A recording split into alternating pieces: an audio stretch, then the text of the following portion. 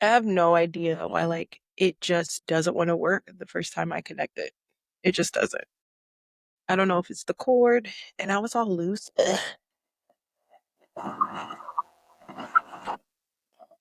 That's better. I don't know if it's the cord. I don't know what it is, but every time it just doesn't want to work in the beginning, and I get so frustrated with it. But then it want to work. Oh yeah.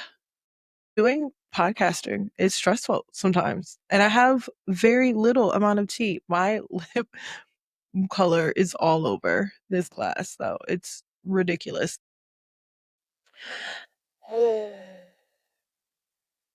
I'm tired. I've been struggling. I've been struggling. I hurt myself. I hurt my toe, and then I had to work. I would have injured toe like right after, and that was awful. I never know. I never knew how much a hurt toe could just like affect you, and how much like working through being hurt could just really exhaust you. I'm still recovering for it. Plus, I podcasted today again. And obviously, I'm late on this episode because I was injured and I literally had no energy. And we were supposed to record or like cover a TV show or a movie. Mm, but we do have some interesting topics because outside of social media, or I'm sorry, outside of what's going on like pop culture, there's a lot of stuff going on in social media that's not TV shows, that's not movies, that's not music, that is like what is happening. So we're going to get into the episode and then we'll see. Before we get back into the episode, let's talk. I am looking for my unhinged authors. Yeah, you, the ones writing the women who don't apologize, the ones building worlds that don't center the patriarchy, the ones with a story that feels a little too bold for traditional spaces. Good. Stay right there. Pages Against the Patriarchy is now looking for authors to join our live online book event. This is not your average polite bookish panel. This is for stories that bite back, for characters who choose themselves, and for writers who are done shrinking. If you're an indie author, romance, fantasy, poetry, whatever your lane is, and your work challenges norms or flips the narrative, we want you in the room. Head to pagesagainstthepatriarchy.com to apply. That's pagesagainstthepatriarchy.com. Let's build something loud. Let's build something unapologetic. And let's get back to the episode. Hey, Unbothered fam, and welcome back to another episode of Basically Unbothered. Late. I'm late. I'm so sorry to you guys who were expecting the episode to come out on Friday like it normally does. I had some life situations that were happening and it prevented me from being able to record the podcast. And I, oh, it, I am a person who loves to show up for people. And when I'm unable to show up for people, I feel really, really bad about myself. So I feel so terrible that I didn't get this episode out to you guys sooner. I'm so sorry. Um, just know that if it didn't come out like it was, I just didn't have it in me. I truly, honestly just didn't have it in me. If you didn't get this episode, if you don't get something from me, it's simply because like I couldn't do it. I will often sacrifice like my own health and my own mental health to keep my word. And obviously that if it was at that point that I just couldn't be there for you. But I am still really sorry. We are going to get into it. I've taken some notes. I've been just keeping up with social media, guys, and social media has been wild. We talked about this on the podcast, but the Coachella Sabrina Carpenter stuff, Justin Bieber, you guys letting Justin Bieber gaslight you into thinking that him sitting down and playing music off his laptop is a set is insane. The very bare minimal that you are giving and allowing is insane. But that's not even the craziest headlines. Let's start with some of the craziest headlines that I've seen so far. And this was a CNN report that there was, and I want to Google this so that I can really truly give you guys. So based on a CNN investigation released April 2026, this site got over 62 million visits, and it was basically a site teaching men how to rape women. It's being insane. It profits off of the abuse of women. I've looked at videos, and there were like topics about what drugs to use, what kind of things to give your wife so that you can have sex with her and so that she doesn't remember. There were videos, there were photos posted, and topics being discussed on how to do these things and get away with it. And it's just the grossest thing I think I've ever, maybe not ever heard, but like, you have to be bottom of the barrel low to be sitting here wanting, looking and searching and engaging in a website that educates you on how to force women to engage with you in a way. Like, it's sick. It is so sick.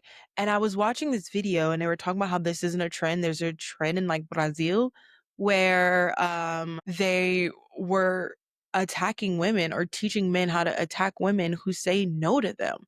And I know friends who will not say no to guys because of the fear of this. That's insane. You These men who claim that they are so evolved and they're emotionally mature, and women are the emotional one, and you can't handle somebody saying no without beating them up. We have to have a conversation about that. What do you mean? What do you mean that you can't handle being told no without having the desire to hurt someone? And people wonder why I'm not dating right now. I This is crazy. The fact that this site exists shows just how detrimental men are to society. And my favorite thing is that male creators are coming out here and they're having conversations about it. And they're having conversations about, it's not just some men, it's all men until it's no men. Because men, like, you guys aren't holding each other accountable, because what do you mean this group existed and not a single one of these men reported it and said, oh, hey, actually, guys, this is not okay. Talk about finding a group of people to meet your like nasty, disgusting needs. Yeah. That's sick. It's so sick. It's so sick. And you guys just eat it up. And when women tell you about men and you're like, it's not all men, it's not all men. We're like, yeah, no, we know it's not all men, but men aren't holding men accountable. Because there's a conversation one of the TikTokers was saying, so what do you mean that you don't think that these men shared this site with other men? And be like, oh, hey, go look at this site. Oh, hey, go look at women being abused. Oh, hey, you should go check this out. And not a single man said, um, let me expose this. Let me post this on social media and say, this is what men are doing. Because regardless if you believed in it or not, you were complicit in allowing this thing to exist. Like, you allowed this thing to exist that was detrimental to women, and you truly, honestly did not care. You said, oh, well, okay. So what if it hurts women? What does that matter? It's not hurting me. It's not affecting me. And mm, that's the issue. And the other issue that bugs me is that when I have conversations about men and about the abuse of men and everything like that, they're always like, well, there's so many men that are married. And they use that married men as an excuse to the behavior that's happening. And, or to say that, hey, this can't be so because look at all these married men and these happy marriages. Well, guess what? A lot of them were in this group. A lot of them were trying to figure out how to attack and hurt their wives. And the scariest thing is, as a wife, are you now looking at your husband differently? Are you now saying, huh, were you a part of this group that was looking to hurt me and to attack me and to do all these other things? Like, you think you know who to trust. And I truly hope you do, but these men were being taught how to make women trust them, how to convince women to let them in their house and let them in their door, and then how to betray that trust. And that's not something that's new. That's something that we discussed when we talked about the traders and how everybody thought that it wasn't detrimental at the time. And I'm like, no, this is a bigger issue. This displays a bigger problem. This is talking about men, whether it's to convince women so that they can betray them finances or life situations or in a game, that men are working on perfecting ways to charm women, to tell women what they want to hear, and then to get them to trust them with the intention all along that they're going to betray them, that they're going to hurt them, that they're going to let them down. And when I talk about it, everyone just becomes so mad at me and they attack me like I'm the villain in this situation. It's like, no, I'm not the villain in this situation. I didn't create this shit. This shit existed. I'm just calling it out. And the fact that it has to come from me and it's not coming from the men that were in this situation and still no one has come forward to say anything because they're afraid. They're afraid to be known. They have the courage to be in these situations, but then they're afraid to be known that is who they are. Because these men want you to believe that they are nice and kind and generous, and then they flip it on you. And to me, that's the scariest part about this is that, so many people are saying nice guys don't win, nice guys don't win. And it's like, okay, but I've always had a statement that a nice guy doesn't need to announce that he's a nice guy.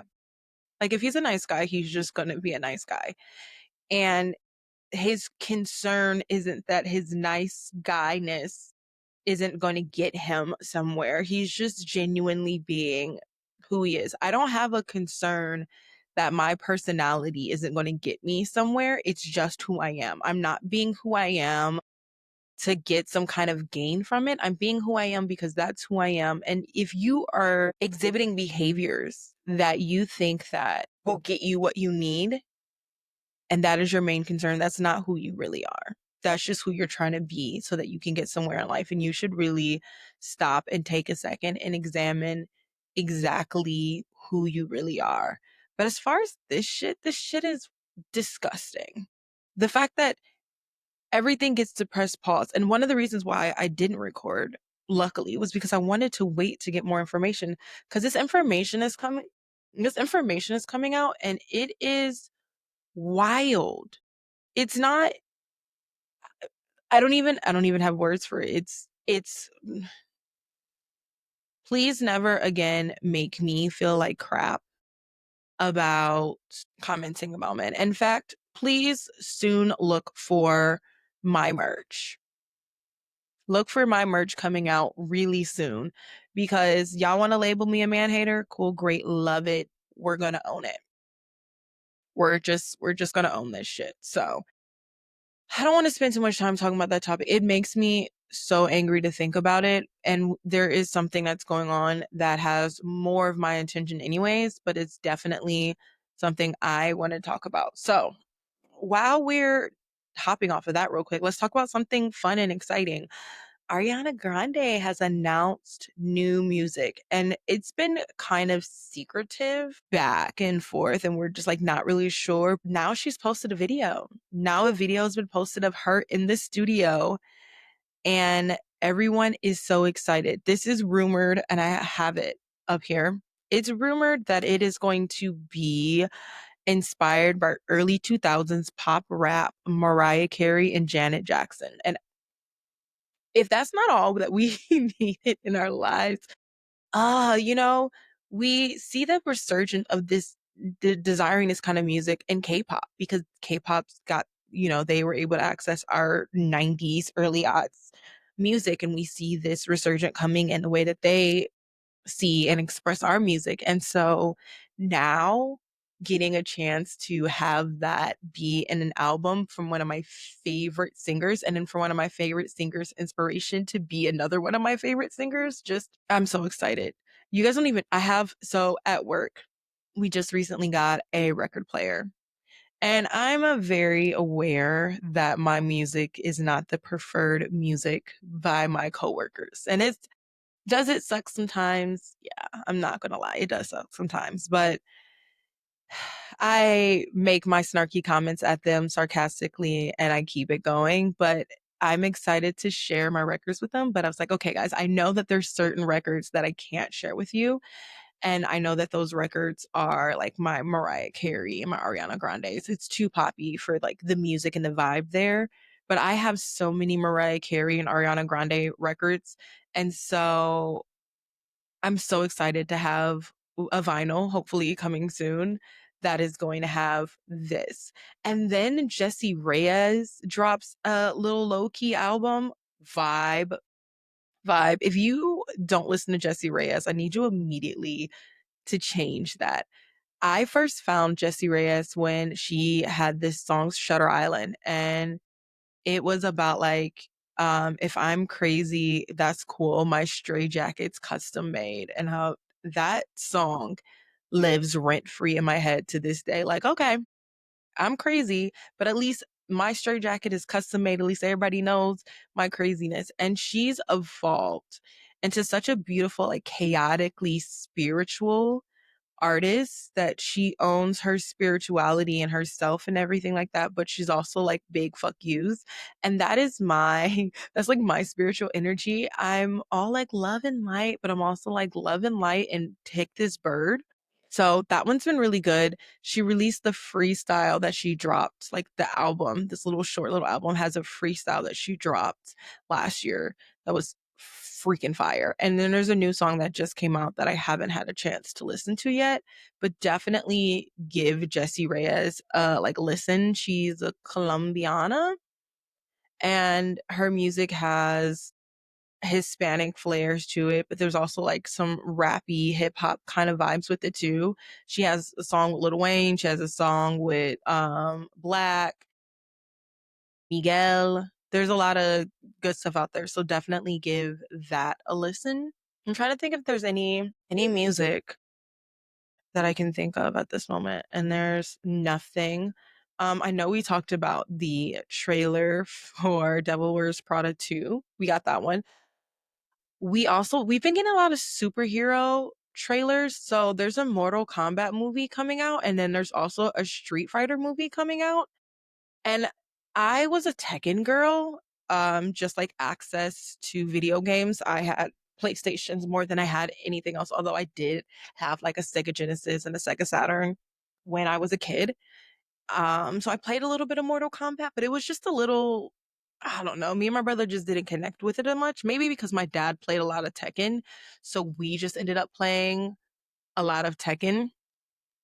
But there's a Mortal Kombat movie coming out and a Street Fighter movie coming out, and both of them look kind of good. I'm not gonna lie. I'm never into fighting video games turning into movies as just not my vibe personally, but I am considering not going to theaters. Don't You won't catch me going to a theater to see it. Very rarely will you catch me going to theater to see anything. You might catch me Double Rose Prada. You will probably, like I said, I'm gonna make my mom take me. But when it comes out on digital screening, I would totally watch it just to like see, just to see what it's about. I know my friends are really excited. I keep a lot of friends who are in the gaming, anime, black nerd community, and they're really excited about that. I've also been telling one of my friends because she just needs to be on social media more. She is beautiful. She's gorgeous. She does cosplays. She has a banging body. And I'm like, you need to be posting more of these things on social media. And her and her husband, they're actually at a con right now. And I'm like, I'm always messaging her with ideas like, hey, uh, Mortal Kombat's coming out. Don't you have a like Mortal Kombat cosplay? She's like, yeah. I was thinking about redoing. I'm like, yeah, you need to get up on that because you need to be posting that on social media. You and your like I'm there. So if you guys are cosplaying out there, and you're like, what do I do? Wow. Mortal Kombat and Street Fighter are both having movies coming out really soon. Those would be really great things to start working on cosplays for so you can ride the hype of that movie coming out. Because it'd be great. I'm trying to think if there's some book stuff that was coming out. Oh, I'm trying to remember and I can't. I can't. I just consume media sometimes and it makes it really hard to remember. And I try to favorite everything and then I just don't remember what I did because then I favorite things and then I favorite more things. And it just becomes just like this crazy like cycle of consuming things. And then I don't consume things at all. Like I really shut down on social media this week. I wasn't feeling good and I was reading this book. It's Not Her. And I just finished it. I rated it 4 stars.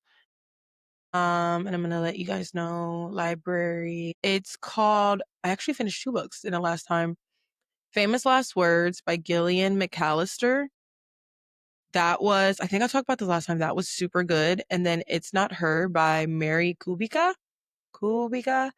That was also really, really good. I gave that one 4 stars. It's like the premise is this family is out on a vacation in a cabin, and then with like the father, mother, their kids, and then the father's sister, her husband, and her kid, they're all on like this group family thing. And then all of a sudden, the father and the mother end up dead.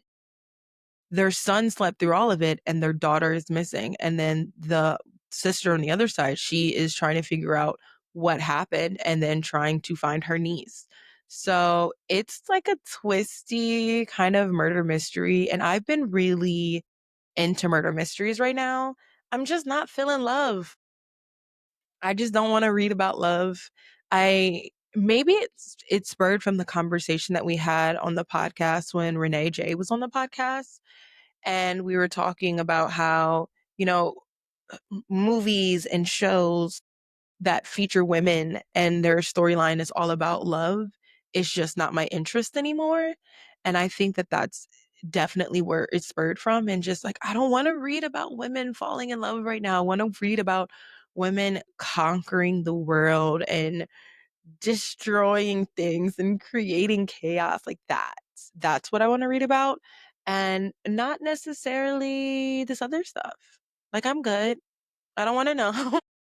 I want a murder mystery. I want a thriller. I want something. I asked like Chat GPT about it, and they're like, "Yeah, you just want something that has like a cut, close, and end, and it keeps you going, but it has like an answer at the end." And I'm like, maybe that's it. A lot of love romance books, if you think about it, they're just open ended. And I mean, all books in general are open ended, but with these, there's not so many tropes that I have to deal with or like going through all that drama, but then there is at least an ending. There is a solution. The solution isn't, and then they live happily ever after. And you're left with, how do they live happy ever after? What does a romance look like? Like this book is like, oh, their lives, you already know. I know their lives are going to be fucked for a really long time. Especially with the end of this book and how the children kind of played into it, you just know.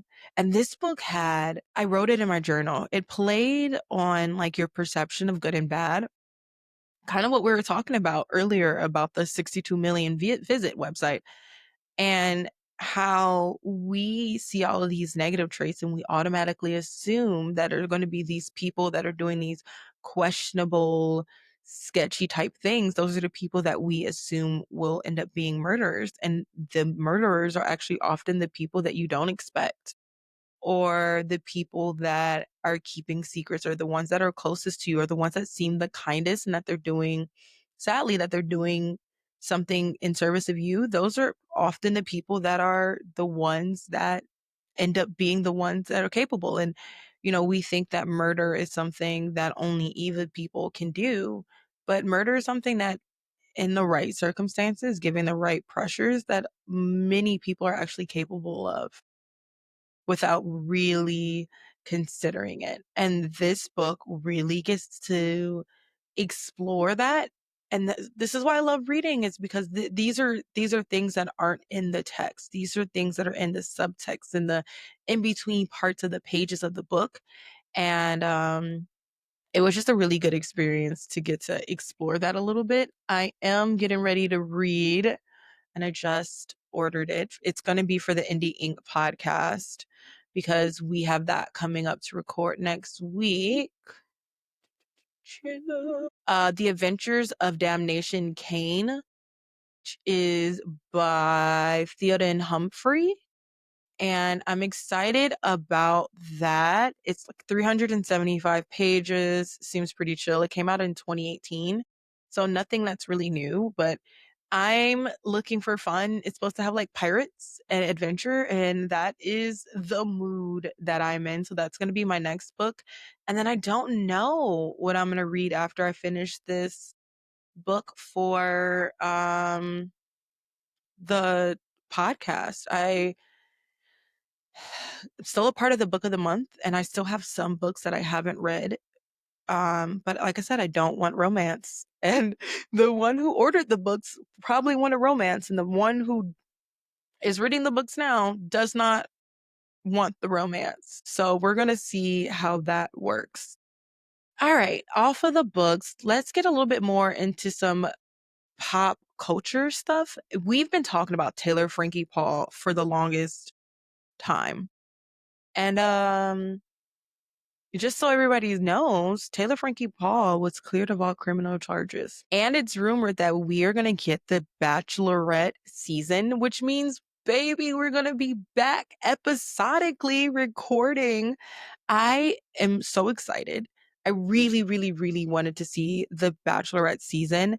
And it was sad to see Dakota not only sabotage this for Taylor, but sabotage this for everybody else that was in that season. And obviously, some of these men are in the season to find love, but they're also in the season to get seen and be noticed and all of those things. And there's so many missed opportunities that happen because of the what is now being described as lies that came from Dakota. There's so much to this, guys. It's starting to become insane.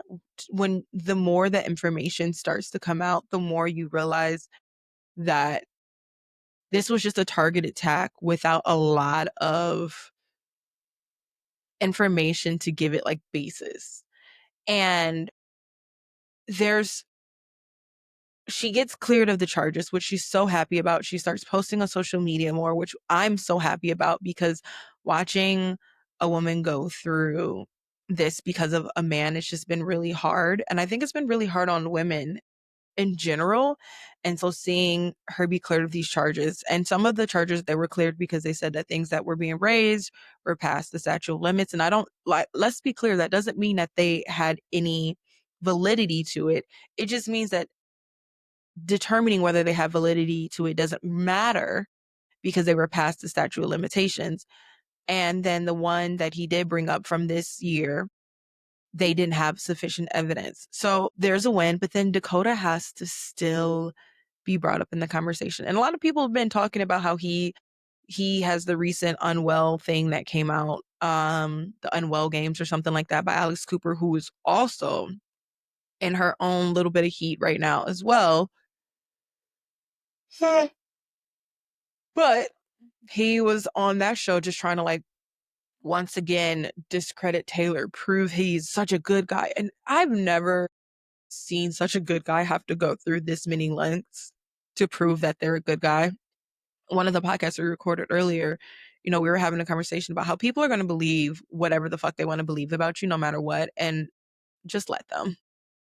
I don't need to convince everybody that I am the person that I am. The people who know me, and that's what matters. The rest of you guys, you're going to see this interaction and you're going to think that you know who I am and you know what I want. and that that's going to be it for you. Perfect example. When I was dating a long time ago, this guy came and he's like, I know this perfect doesn't ask me what the perfect date is, but he goes, I know this perfect date for you. And it's gonna be if we go down to an Eastern market or something and we're walking down to the record store and you're going through records or going through old books. And those are things that I absolutely love, or if we're going to a museum and things like that. And those are perceptions that you get from me from social media. I talk about how much I love records and how much I love going outside and going to these open markets and art and beautiful things. But it shows how much you like think this perception of me is real, because in reality, that's not what I would want for a first date. I have social anxiety. The idea, by the way, the idea of walking around in a situation without knowing where I'm going and like, how do I behave? How do I act? What do I say? That is actually one of the most terrifying things for me to consider. That makes me so anxious. Like, how do I act? How do I be? That would be something that I would love to do with a partner. That's not something I would love to do on a date. Actually, what I would love to do on a date is eat. I just want to eat. I'm just hungry all the time. I'm hungry right now. I'm literally hungry right now. I want food. Feed me, see. But back to that, like Dakota's working so hard to change his perception and it's not working. But then he goes again. So TMZ gets these photos of Dakota, and my best guess is that because of the way that they arrange them, and a lot of people are like TMZ is working really hard to be on Dakota's side. They get these photos of Dakota. They're starting to be able to get the phone calls and conversations, the body camera footage of the situation. So they're starting to receive all this information from Dakota, and there's a side of it where Taylor Frankie Paul is showing her injuries as well. But there's this one that's going around social media, guys, and it's freaking hilarious. Clip this, please. It's freaking hilarious. And it's not hilarious because someone being damaged or someone being hurt is, what's the word I'm looking for? It's not hilarious, but it's hilarious because this is obviously, I've shown this photo to so many people and their immediate reaction is, why is there ketchup on this man's face? That is not blood. There are TikTokers who are going and examining and talking to nurses and their family members about who work in the ER in situations like that. And they're like, that's not blood. And so Dakota, these are photos that he sent. This is the narcissistic that he sent to the police department. And the photos are just of like scratches, which are quite often defensive wounds. Not always, but quite often defensive wounds. And they're just scratches kind of like on his neck. Very minimal stuff. And then the photo that most people are considering fake, I'm considering it fake. Because there's no way that blood just like sits on your face right here when you have a bloody nose. And it's also interesting because they also released the text messages, and the text messages are from Frankie Paul that Dakota's messaging her. And this is supposed to be after one of the alleged incidents that was in the car. And she's talking about how her nose might be broken and how it won't stop bleeding.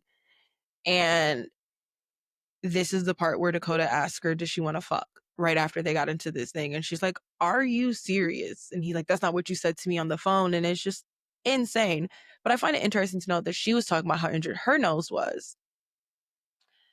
Um, but he's the one with the bloody nose photo.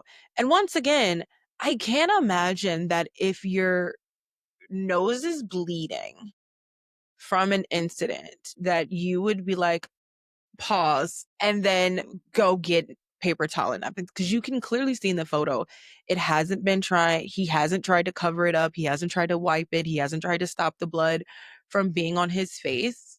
The blood isn't dripping anywhere else.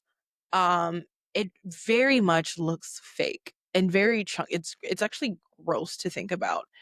um but her injuries, yo, she has like a giant knot on her head that's blue and yellow and green, or green and yellow. She has bruises on her back. She has bruises on her elbow. Like those are Those are like really physical wounds. And then they start to get into the calls. So the first call Dakota makes, you can hear like their son. This is what people are alleging. You can hear their son in the background, and you can hear Taylor Frankie Paul saying like please or something. And he's just like, never mind, my kid is hurt. I just, I wanted to know. And they're like, we can send someone over there. He's like, no. The next call is from his friend. And it's wild because his friend is this information the police doesn't need to know. So this information is, oh, hey, my friend Dakota, he's been in this relationship with the girl. Her name is Taylor Frankie Paul. She's about to be on the new episode. She's about to be on the new season of The Bachelorette. She's doing this and that. She's at the reality TV. Like all of her background information before he even gets to the situation at hand. You would think that if you're making a 911 call about what's going on, you would be like, hey, my friend is hurt. His significant other, his not significant other is abusing him. And I can't, let this go on without giving all the information of the person first. Because what does the information matter? Unless that's what you want. You want to make sure that when that police report came out, that you get the information. So that all comes to play. And then there are like lies. And one of the lies is that he says that Taylor Frankie Paul was freaking out and she attacked him and she was kicking in his thing and she broke his rearview mirror and she broke his screen. But then there's actual body cam footage of the police being there and checking his truck, and the rearview mirror still exists, even though he's like, yeah, she was kicking it with her feet and everything. Boy, that rearview mirror is not that secure. It's not. I'm gonna be honest with you. If someone's kicking that rearview mirror multiple times, it's coming off. It's not gonna be there.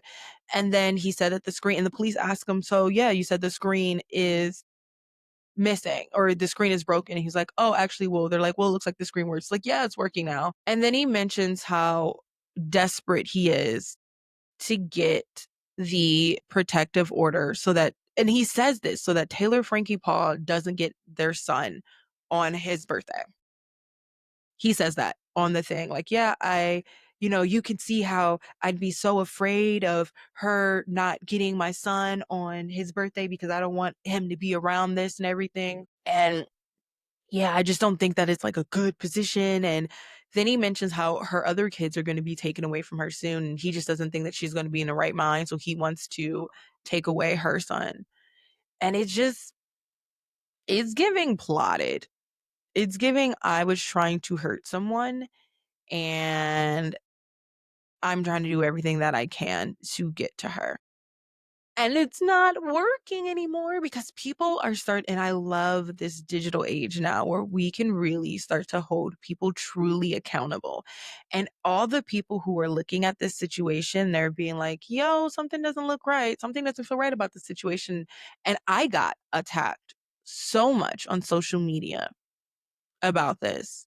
And there were so many content creators who were talking about this that weren't reporting it responsibly and that were just reporting it so that they could get the clicks and they can follow the trend. And they weren't, there's so many content creators out there, guys, who aren't giving you the real opinion, who aren't telling you what they really think and what they really feel. They are just telling you what they think you want to know. They're just telling you what they think the public opinion is going to be or what they think is going to get them the most likes and everything. And that's such a dishonest thing. And we're talking about like free media.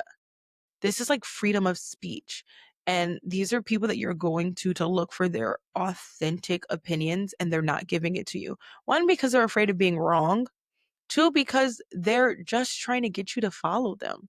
And so I wonder if what all of these creators who are jumping down Taylor Frankie Paul's neck, what are they saying now? If it wasn't for the fact that I blocked that one guy, the one big creator, I would want to know what he was saying. But I don't want to entertain that. I literally saw a TikTok and it said, um, name something that you cannot stand, and it's men with social media and a podcast. That part. That part. Let that sink in as much as you want. The amount of men who, and I want to be clear, there are some men who I've seen on my social media who have truly came in defense of Taylor Frankie Paul and knew from the beginning that something was up. And you guys can stay. I like you. You can stay. Mostly because you aren't just gassing up the treatment of women just so that you can get more clicks or you can further your agenda. Like you're actually caring about what the actual situation is and the narrative of it is and how it impacts women. But like I said, so many of these content creators these days, they don't give a shit about what they say and how it impacts the world. They don't give a shit about the world around them. They care about clicks and whether you like them or whether you don't. And I guarantee you that's not something that I care about. Like, obviously, I'm a content creator. I care about where my content's going. That's business. I care about it from a business and a brand. But I'm not going to change my opinion on something simply because I don't think it's popular. I'm not fucking popular. So I don't care about being popular or having popular opinions. I care about reporting things as responsibly as I can. And shit, I'm going to make mistakes and recognizing that I'm human, but also speaking up for people who don't have someone to speak up for them. And I'm so glad in this Taylor Frankie Paul situation that she had someone to speak up for her. I'm glad that that finally came out. And I hope that this changes the perception, although I don't think it will. I mean, look at what we're just talking about that just came out with the 62 million. There's still going to be people out there who are going to be predators of women. And Dakota clearly is one. And he's a predator of Taylor Frankie Paul. He's an abuser. He's someone that when this situation happened, and by the way, this situation happened because he wanted to talk to her because he was hurting. And he came to her house and he asked her if he can come in. And she's like, no, I can't come in. And we talked about this. He asked her if she come in. She's like, no, the kids are sleeping. And then she's like, we'll talk in the car. And then he kidnaps her. And then he does all of this. This is someone who doesn't care. This is someone who doesn't care about the kids like he says he does. He doesn't care about like what he's doing. And then he does all this and flips the story to try to get it to like look good on him, but to hurt her more, to make her seem like she's the one that doesn't care about her kids or everything like that. And when the truth comes out, then you're just like, oh, we were so wrong about this. And you were. And I'm happy that Taylor Frankie Paul's things are being reinstated. I'm happy that her projects are coming back. And I'm happy that a lot of these things are going to start being back. I hope that the Secret Life of Mormon Wives are gonna be resume filming soon. I know that a lot of people are trying to get these women to go against each other and how frustrating it was that they all didn't support Taylor. And it is frustrating, but also at the same time, it's expected. Sadly, Taylor's behavior isn't perfect. And there are issues in it. And no one has ever said that there wasn't. There's definitely a lot of issues in it. And I could see someone wanting to not have all the information and like wanting to step back and wait for everything to come out. That lets you know how the like level of depth of friendship that it has. And some people probably supported her privately without having to do it publicly. But I would say like that doesn't mean that this person hates you. That just means that you know how invested this person is in you and what level of friendship they are. And let them do it because shit, that's answers all my questions for me. That makes it easier for me. But there's so much we could talk about this, and we're just not going to. But our last little thing is that we did get a sneak peek at Ariana Grande's next movie project. And it's the next like segment movie in the Meet the Fockers 4 is called Focker in Law. And Ariana Grande is hilarious, even just in the previews, and she's just so cute. And I love to see her back in her acting role. And I love to see the embracing of both of these roles where she gets to be a singer and an actress. And, we had a conversation about the podcast I recorded earlier about how it's inspiring seeing celebrities do more than one thing now because it inspires us women to do the same thing. Like we don't have to limit ourselves to I don't have to limit myself to being just an author. I don't have to limit myself to being just a podcaster. I don't have to limit myself to being just a business owner or a content creator.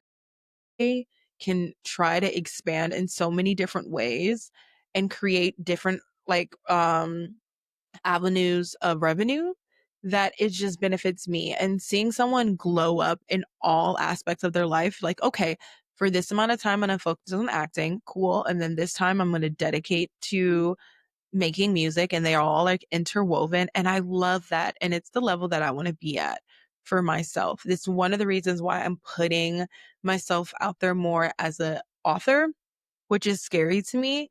I still haven't written as much as I want to, but I am getting ready to have that writer's retreat coming up. And I think that I'm using that as like a crutch to get back into it. But I also know that there's so many other projects that I want to dedicate my time to. And I do want to dedicate a lot of time to working on getting these in front of people more. And when the creative juices come and they flow, I know what all of these are going to look like. It's just taking the time to sit down and dedicate to them. And I know that'll come one day too. So I'm just allowing everything to exist.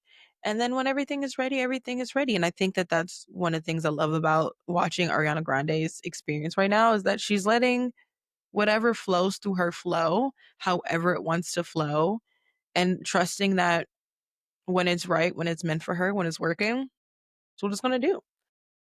Okay, let's see if we have anything else. I don't think we do. There's been, like I said, there's been so much. There's so many topics that I want to talk about, and there's so many things for us to catch up on. And I'm just like, I'm tired. There's so many things that are happening, and I'm tired. Oh my gosh, wait.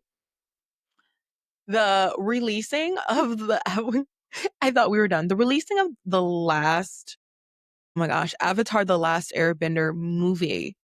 That shit is wild. I've thought about watching it. I'm not gonna lie. It's not supposed to be out, but I'm a movie nerd, right? I used to be in film production, and I saw that, they posted just about how hard they worked on this project and how excited they were for this project to exist.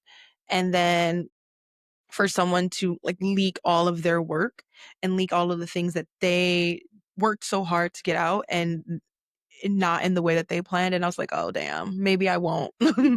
Maybe I won't watch it yet. Maybe I'll wait to see what they're going to do about it. I don't know I think it's Paramount. I don't know what Paramount's going to do or how they're going to handle this leak per se.